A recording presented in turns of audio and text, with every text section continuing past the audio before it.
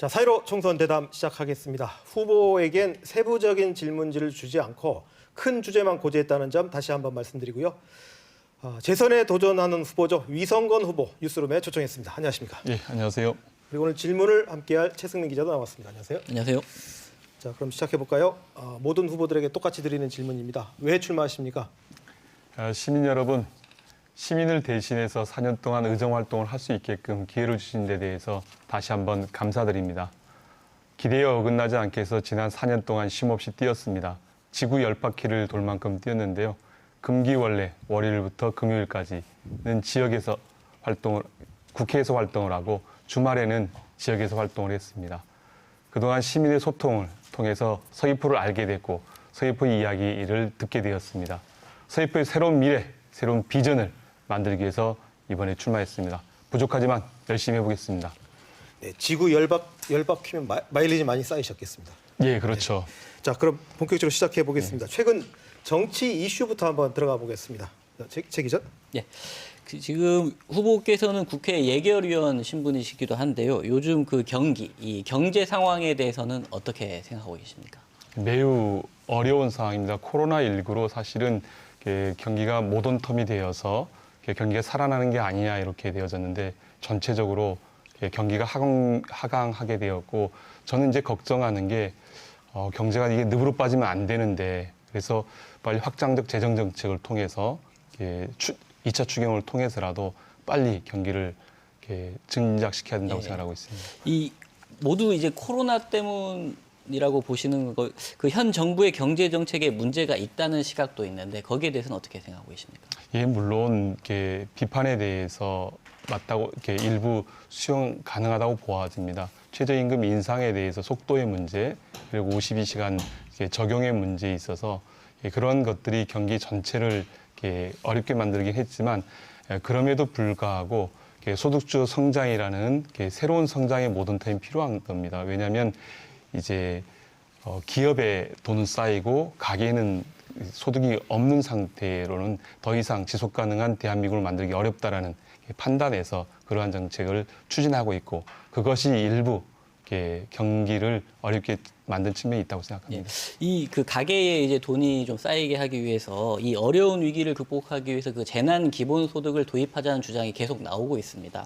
이 부분에 대해서는 어떤 입장을 갖고 계십니까? 예, 저는 필요하다고 생각을 합니다. 물론 이제 경남지사나 아니면 그 이재명 지사처럼 국민 전체에게 주자라는 것에 대한 검토가 필요하다고 생각하지만 전주시나 서울시처럼 실제 소득을 발생시키지 못하는 택배기사라든가 아니면 아르바이트생이라든가 이런 분들에게는 기본소득을 지원하는 것이 맞다 이렇게 생각을 하고요. 그게 재난수당이라고 표현이 되어 있던데 저는 그것이 필요한 시점이라고 보고 있습니다. 예. 그 청와대가 오늘 50조 원의 비상금융 조치를 결정을 했습니다. 그런데 그 재난기본소득에 대해서는 아직도 이걸 도입할지 말지 아직 결정을 못하는 상황이거든요. 왜 못한다고 생각을 하시는지. 청와대 입장 변화가 분명히 저는 있다고 보고 있고요. 그 전까지는 그것은 어렵다라고 얘기했지만 이번에는 이제 입장의 변화가 있지만 선거를 앞두고 그것이 야당으로부터 이제 포퓰리즘이다라는 공격을 받을 수 있는 여지가 있기 때문에 그것을 구체적으로 발표하지 못하고 있다고 생각하지만 저는 지금 당장 해야 되고요.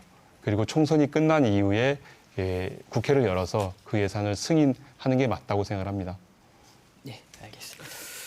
네, 그 정치 현안 중에 하나만 네. 여쭤볼게요. 그 시청자가 주신 질문인데요. 카카오톡 플러스로 시청자 김남호 씨가 질문 주셨습니다. 조국 사태에 대한 당시의 입장과 지금의 입장이 어떻게 됐는지 솔직한 의견이 궁금하다 이런 질문을 주셨거든요. 어떻게 생각하십니까? 예, 당 내부에서 이제 여러 의견이 있었습니다. 이제 조국의 입장과 관련되어서 그러니까 본인의 입장을 여쭤보는 겁니다. 예, 있었는데요. 저는 조국 장관이 검찰 개혁에 위해서 필요한 사람이기도 했지만 국민의 높이에 맞지 않았다 이렇게 생각을 하고 있습니다.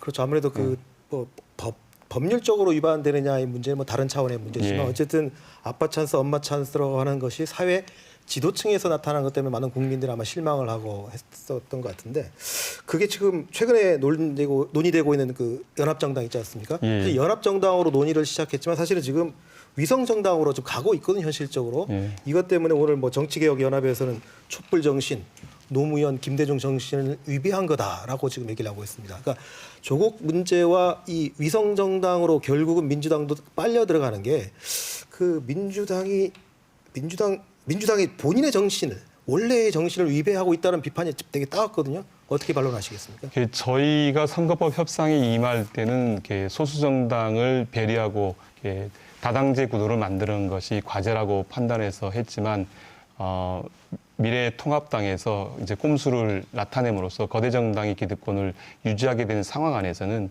어쩔 수 없이 저희들도 그것에 대응하는 소수 정당을 보호하는 선거법 취지를 이렇게 근데 지금 현실적으로 소수정당 보호 쪽으로 가고 있지는 않거든요. 오히려 뭐 네. 성소수자라는 뭐 이런 문제에 우리가 들어가서는 안 된다는 식으로 오히려 연합 정치를 하려는 정치 세력을 이제 밀어내고 있습니다. 윤호중 총장의 말씀은 저는 제가 볼 때는 부적절했다고 보고요. 저는 이제 녹색당이라든가 이런 당들에게 실제 보장이 되었으면 하는 바람을 갖습니다. 알겠습니다. 그 문제 그 정도로 하고요. 예. 다음 주제로 제주의 현안이죠. 이공항에 대해서 여쭤보겠습니다. 예. 시작해 주시죠. 네, 제2공항 사업에 대한 그 후보의 입장은 좀 구체적으로 설명을 좀 부탁드리겠습니다.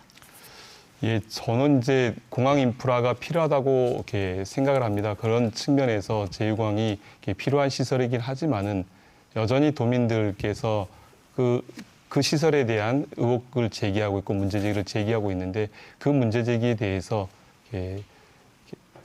깔끔히 해소하고 도민의 의견이 반영되어지는 방향으로 이 문제가 정리돼야 된다고 생각하고 있습니다. 그 필요한 시설을 전제로 하시는 게 계속 일관된 입장이시잖아요. 네네, 그러면 그렇죠. 그 기존 제주공항 확장으로는 좀 부족하다고 보시는 건가요? 현실적으로 제가 검토를 해서는 ADPI 보고서도 이렇게 받고요. 이렇게 전문가들도 얘기를 들어봤는데 현실적으로 확장이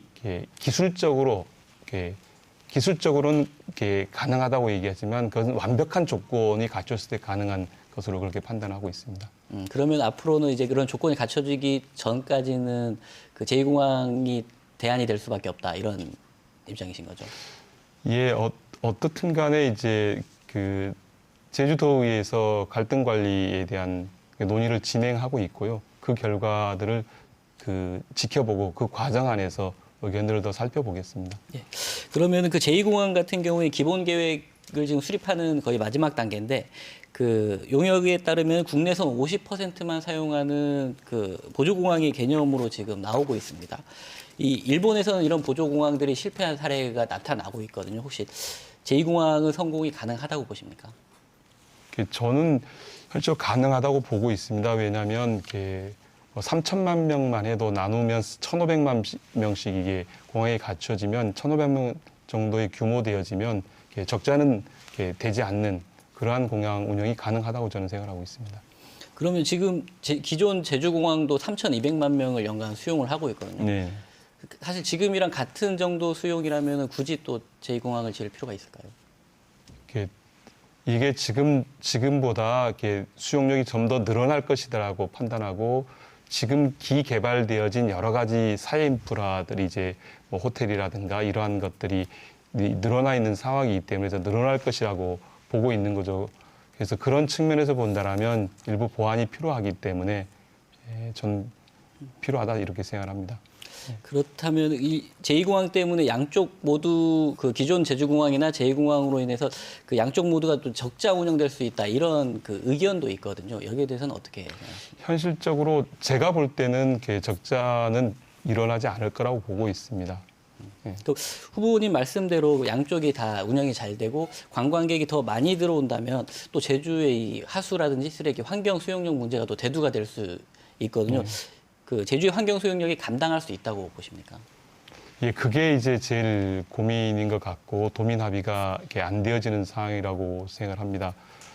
결국 환경 수용력을 어디까지 볼 것이냐인데요. 그거는 뭐 어떤 객관적 지표로 만들 수 없는 게 아니라 제주도를 살아가고 있는 사람들이 합의에 의한 것이라고 봐지고요. 그 수용력을 어디까지 볼 것인가는 앞으로 우리 도민사회 안에서 합의를 이끌어내야 된다고 생각합니다.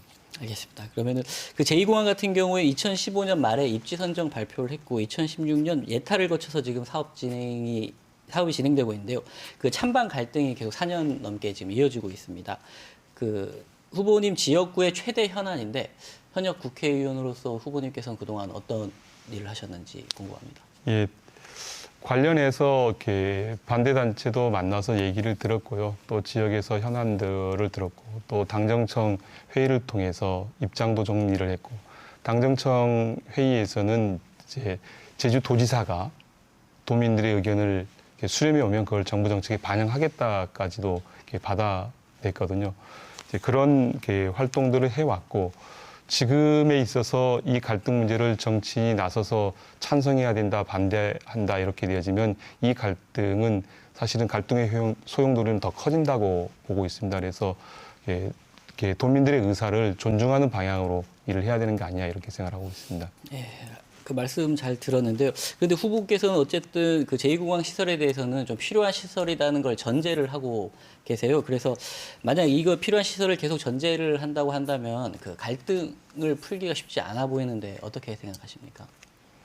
예, 누구나 다 입장을 갖고 있죠. 찬성하는 입장을 갖고 있는 분도 계시고 또 반대하는 입장을 갖고 있는 분도 계시고 그렇지만 찬성하는 분과 반대하는 사람들이 만나서 입장을 결정해야 되는 상황에 있다고 생각을 합니다. 그래서 제가 찬성하는 입장을 갖고 있다고 해서 그 의사결정을 못하지는 않는다라고 생각합니다. 알겠습니다. 아까 후보께서는 또 반대하는 뭐 주민이나 단체분들하고도 만나셨다고 말씀을 하셨는데 최근 그게 언제쯤인가요? 이 의견을 나누고 한 게 그 당정 협의할 때 말씀. 예, 당정 협의 지나고 나서요.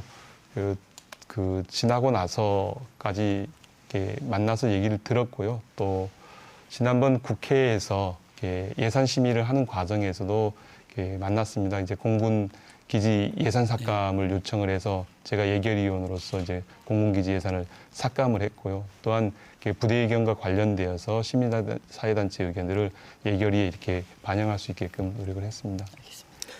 자, 한 가지만 더 추가로 여쭤볼게요. 이 공항 갈등 어쨌든 민주당 정부에서 지금 벌어지고 있습니다.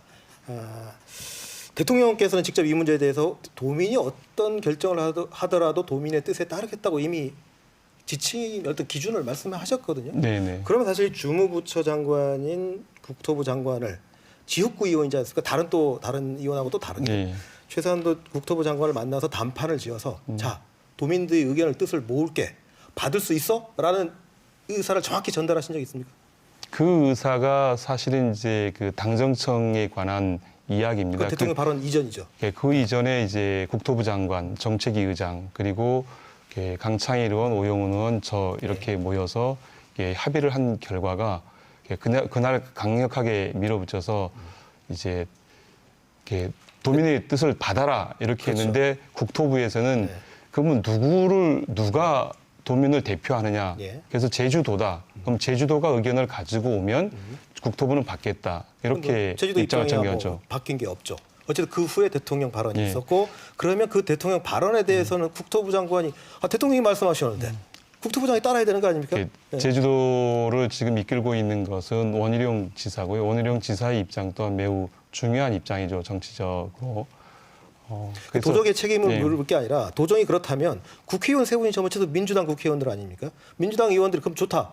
도가 안 움직이면 우리 국회의원이라도 나서가지고 그럼 도민의 의견을 받아서 결정해서 전달하겠다. 이렇게 할 수는 없나요? 그건 좀 어려운 점이 좀 있는 것 같습니다. 알겠습니다. 이 정도로 하셨죠. 그러면. 다음 주제 넘어가겠습니다. 서귀포 지역 현안들이 참 많습니다. 그중에 LA 휴양단지부터 한번 출발해볼까요? 예. 예, 말씀드렸죠. 서귀포 현안이 좀 많습니다. 그 예래 휴양형 주거단지 같은 경우 지금 수천억대 소송이 진행 중입니다. 혹시 후보께서 생각하시는 해결 방안이 있을까요? 우선적으로 1차적으로 이렇게 재판이 일부 좀 끝나야 될 것 같습니다. 재판이 끝나지 않고는 기준점이 마련되지 않아서 제1이시랑 그리고 보좌야랑 협상 자체가 불가능한 상황이기 때문에 1차 재판이 좀 끝나고 나면 그것을 기준점으로 해서 이렇게 협의를 해 나갈 수 있다고 보아지고요. 거기에는 이제 제주도 그리고 JBC 그리고 원 토지주들과 협상 테이블을 만들어낼 수 있다고 보는데 지금은 만들기가 매우 어렵습니다. 그것에 대해서 많이 노력을 해봤지만 잘 안 되더라고요. 그러면은 그 예래동 현재 그 토지주분들하고 혹시 뭐 공식적으로 그 최근에 이제 대화를 나누거나 의견을 들어보신 적이 있으신가요? 2019년 초까지는 좀 얘기를 나눴는데 최근에는 이렇게 얘기를 못 나눴습니다. 혹시 그때는 어떤 의견들을 좀 교환하셨습니까? 예, 뭐 이제 거기에서 뭐 협동조합 방식으로 한번 이 문제를 풀어보면 어떻겠냐는 제안을 이렇게 토지주 쪽에서 가지고 오셔가지고 그것에 대해서 이렇게 저희 의원실에서 검토도 해보고 또 이렇게 전달도 해보게 했는데요. 이렇게 실제 결국은 이제 재판을 어떤 기준이 설정되지 않으니까 이렇게 협의 자체가 되지 않더라고요. 알겠습니다. 지금 그 예래 휴양형 주거단지 관련해서는 19대 국회 마지막에 이제 유원지 특례를 넣은 특별법, 제주특별법 개정안이 국회를 통과했습니다. 혹시 예. 알고 계십니까? 예, 알고 있습니다. 제가 당선이 되고 나서 네. 그 당시에 이렇게 전해철 의원께서 아마 그 행안이 간사였을 겁니다. 그래서 제가 그건 안 된다라고 강력하게 네. 이렇게 그러셨죠. 네. 주장을 하고 밀어붙였는데 이제 결국은 예. 이렇게 통과돼 버렸죠. 예. 그래서 그 반대한 걸로 이렇게 알고 있는데. 예. 근데 20대 국회에서는 이 부분을 좀 바로잡을 그 생각은 안 하셨습니까? 현실적으로 법이라는 것이 이제 이미 결정되어서 법을 봤는데 다시 국회가 그거를 번복을 한다라면 그거는 법이 안정성에 문제가 있는 것 같습니다. 예, 알겠습니다. 그 이 특별법 개정안은 소급 적용이 안 돼서 결국 예래 휴양용 주거단지는 현재 소송이 진행 중인 예, 상황이죠. 그렇죠. 예. 예, 그래서 반대했던 겁니다. 예. 그런데 이 법으로 인해서 유원지에 들어서려는 그 자본의 진입 장벽이 좀 낮아지는 부작용이 생겼다는 의견도 있습니다. 그러니까 난개발의 주요 원인이 될 수 있다. 이런 비판에 대해서는 어떻게 생각하십니까? 그거는 한번 검토를 좀 해보겠습니다. 그것에 대해서는 제가 직접적으로 들어본 바가 없기 때문에 한번 검토해보고 그런 점이 있다면 그런 것에 대해서는 제한하는 장치를 두는 게 맞다고 생각합니다. 알겠습니다. 그 후보의 그 정치 기반 지역이기도 한 그 동홍동의 헬스케어 예, 타운 역시 예. 그 녹지국제병원에 대한 소송이 진행 중입니다. 예. 이 후보의 그 제1 공약이 그 도민 대통합 시대를 열겠다. 집단 지성으로 그 문제를 해결하겠다는 거고 이 집단 지성의 어떤 좀 대표적인 사례 중에 하나인 공론화 절차까지 거쳤는데 이런 결과가 나왔습니다. 왜 이런 일이 생겼다고 보십니까? 예, 많은 도민들이 찬성했던 이야기로 정리가 돼서 저는 다행이라고 생각하고요. 영리병원이 안 되어진 것에 다행이라고 생각하고 저는 이제 관련해서 새로운 구상을 좀 갖고 있습니다. 제주대학교 약대가 있는데요. 그 약대를 헬스케어타운 부지에 유치를 해서 저는 그것을 바이오 제약 클러스터 단지로 만들어서 정말로 헬스와 케어가 가능한 곳으로 만들어야 된다고 저는 생각을 하고 있습니다. 그 제가 좀 질문드리고 싶은 거는 이게 집단 지성으로 공론화 절차까지 거쳤는데 결국 그 안 돼서 소송으로 간 거지 않습니까? 결국 예. 법적인 절차로 이제 가는 건데. 법적 절차를 간 것은 이제 소송 당사자는 녹지인 거고요. 우리 시민사회가 합의됐던 것은 지켜졌다고 봅니다. 그렇다면 그 후보의 공약이 이제 예. 집단 지성으로 문제를 풀고 도민 대통합 시대를 열겠다라는 건데 결과적으로 이 사례를 봤을 때는 공약 실현이 좀 어려운 거 아닌가 이런 생각이 드는데 어떻게 보십니까? 이제 그거는 그런 상황은 어쩔 수 없는 거 아닌가요? 왜냐하면 우리 도민사회는 어떻든 간에 공론조사를 통해서 입장을 정했고 그 입장에 대해서 원희룡 지사가 처음에는 반대했지만 그 입장을 결국은 수용하는 형태로 결정이 났기 때문에 도민의 의견들이 잘 반영됐다고 생각합니다. 예, 하나 더 여쭤보죠. 강정마을 치유 문제 한번 네. 얘기해 보겠습니다. 어쨌든 문재인 정부 들어서 해군기지에 대해서 국가 공권력, 공권력의 남용이다라 해서 정부가 인정을 했습니다. 사과를 네. 했고요. 근데 사과로 끝났습니다. 예. 그 후에 후속 조치가 없습니다. 예. 어떤 후속 조치를 이끌어내야 된다고 보십니까? 지금 초기에 강정 관련해서 구상권 청구가 있었는데요. 그것에 대해서 정말 많은 부처에서 반대했지만 대통령의 강력한 의지로 사실은 구상권 문제를 정리를 했습니다. 그리고 또한 일부이긴 하지만 재판이 끝난 부분에 대해서는 사면 복권을 진행했고요. 예. 앞으로도 이제 사면 복권도 진행하고 또한 그 파괴되었던 공동체에 새로운 이제 예산들을 넣어서 지역 주민들의 화합을 위해서 이렇게 정책 추진을 계속 하고 있고 저 또한 관련되어진 예산 확보에 열심히 노력을 하고 있습니다. 근데 강정마을 일부 주민들은 그 특별 사면도 거부를 했거든요. 예, 그렇죠. 왜 거부한다고 생각하십니까? 저희들이 이제 진정성을 갖고 그 문제를 이렇게 바라보고 일을 해왔지만은 그 진정성에 대해서 의심을 하고 있는 것 같습니다. 그럼 어떻게 이 아픔을 치유할 수 있다고 보십니까? 대화를 해야 되겠죠. 대화를 통해서 해 나가야 되고 전체적으로 저는 이제 그간의 아픔, 그간의 갈등 이러한 것들이 새로운 평화로 이렇게 평화의 메카의 지역으로 이렇게 만들어가는 그런 노력들이 좀 필요한 것 같습니다. 그런데 아직까지는 그런 노력은 좀 이렇게 부족한 면이 있는 것 같습니다. 그게 그 지역 국회의원이 해야 될 일이라는 건 잘 알고 계신 거죠? 예, 알겠습니다. 잘 못해왔던 것에 대해서 이렇게 반성하고요. 앞으로 잘 해보도록 하겠습니다. 알겠습니다. 약속한 시간이 다 돼가지고 마지막으로 제주도민과 유권자들에게 한 말씀 해주시죠. 도의원 3선 그리고 국회의원 4년 동안 많은 것을 배우고 고민했습니다. 시민 여러분들께 맡겨진 소임을 다하기 위해서 노력을 해왔습니다. 앞으로도 더 노력해 가겠습니다. 선거 과정에서 시민들을 만나고 시민들과 소통하며 시민의 이야기를 전달하는 그런 정치를 해나가는 노력을 하겠습니다. 고맙습니다. 자, 오늘 공격적인 질문 소화하시느라고 수고 많으셨습니다. 고맙습니다. 네, 위성건 예비후보 그리고 최승윤 기자 수고 많으셨습니다.